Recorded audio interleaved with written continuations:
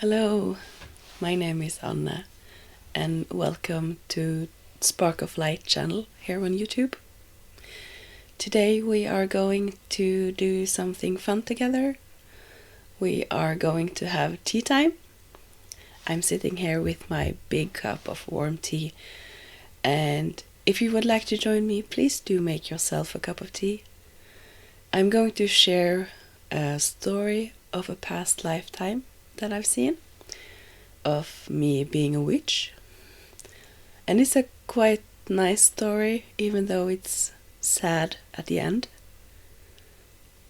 But I would really like to share it with you. And if you, during the story, see any photos in your mind's eye of either this lifetime or of your own previous lifetimes as a witch, do explore those further. There might be a sign that you're ready to heal. So, this lifetime, I have not been on this spiritual path for a very long time, just the 2 last years. And those years have been quite hard, and it's a own story in itself, but I have had so many colds before, so I know that when you're sort of shedding trauma, it's the body's way of reacting to this is to get a cold. But this cold that I had, it's not the cold that I have now. It was a different one, but the last one, I knew that something was different, because inside my throat I had, it was like literally a ring of fire on the inside of my throat, and it was in the base, almost all the way down to the collarbones. And I knew that there was something that I needed to look at. And so I sat down and I went into meditation and to connect to source. And every time when I'm sort of sick, have a cold, my connection to source is not as good. But like this particular time, the connection was crystal clear. And immediately Merlin stood in front of me. And when he comes in, usually he is this big happy guy, so much joy, magic. I know we're going to do something fun together, but this time he was standing in front of me with big eyes filled with tears. His entire energy was sad. It was just sad. So I knew that, this is going to hurt.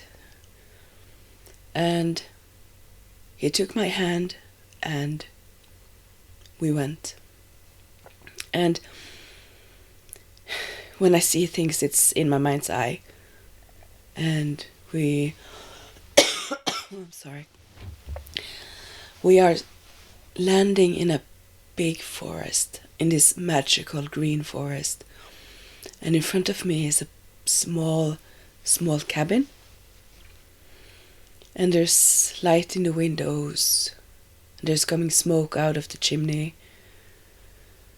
I can see animals, like wild animals, running around the house. There's birds in the trees. Flowers outside the cabin. And I just know that this is the cabin that I live in. And I sort of see myself as this green witch.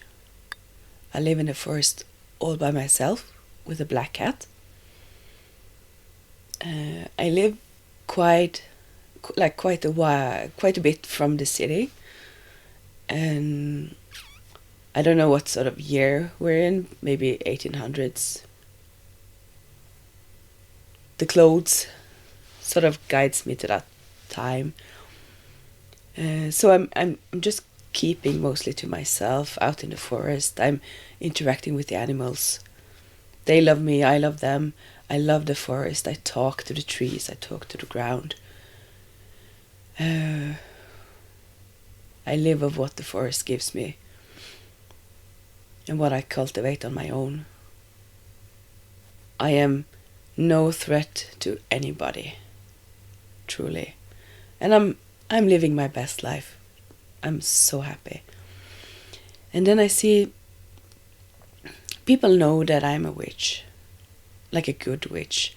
And I see people from the town coming by with their small children when they're sort of like colic. They have aches and pains. I can see women coming to me just needing someone to talk to when they have trouble in the marriage. Yeah, different illnesses. They come to me and I give them like nature's medicine, and I do healing on them, and yeah, I'm not scary.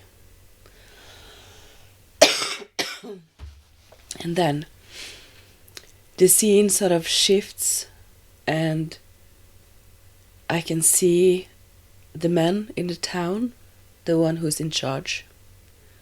They don't like what I'm doing because they can't understand it. So one of them sort of rallies the entire town together, and they are marching out into the forest to find me. And I can see them bearing torches, they have ropes, people are angry,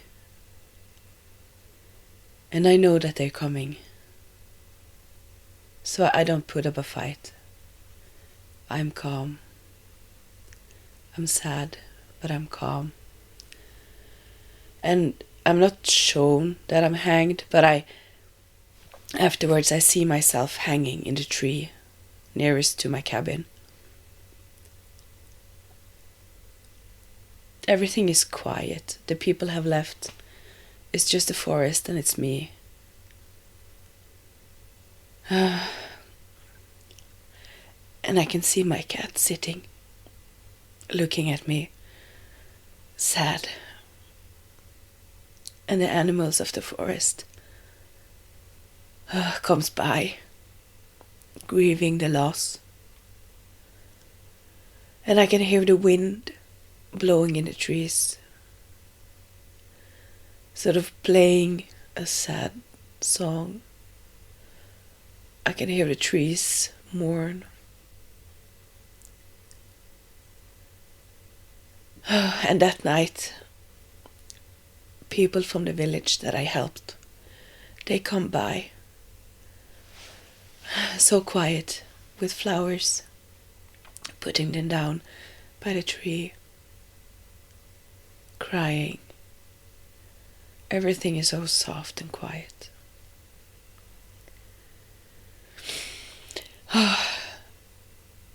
And from this being sort of just a vision that I see, me and Merlin, we are in the scene.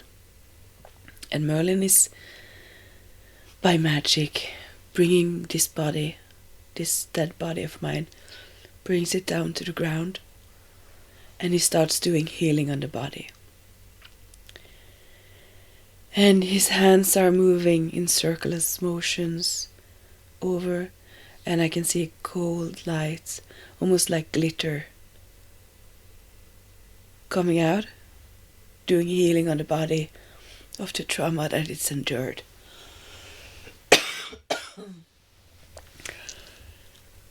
And while he's doing this, I can see the animals behind him, just watching what's happening. And I turn around and I see that this cabin is actually right next to a water, like a big lake almost. And all of a sudden there's made this,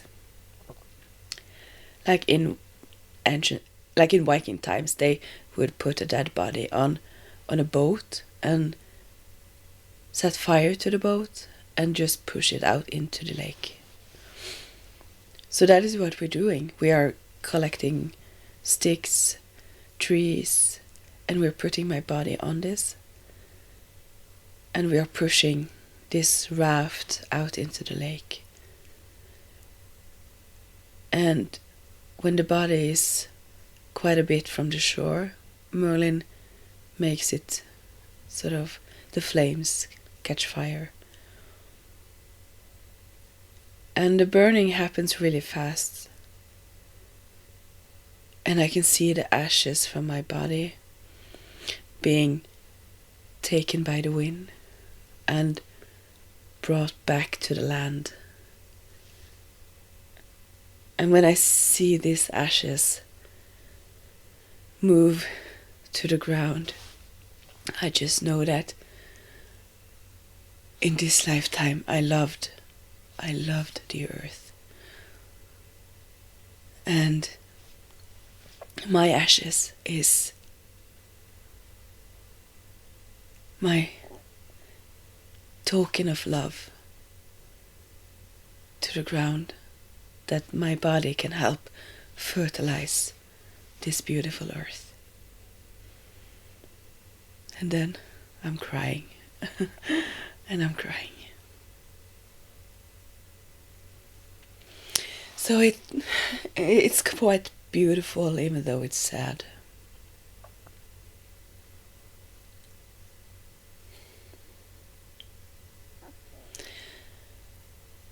I hope this was interesting to listen, and I have quite a lot of stories to share, so please come back at a later time if you like. Have a wonderful day. Thank you.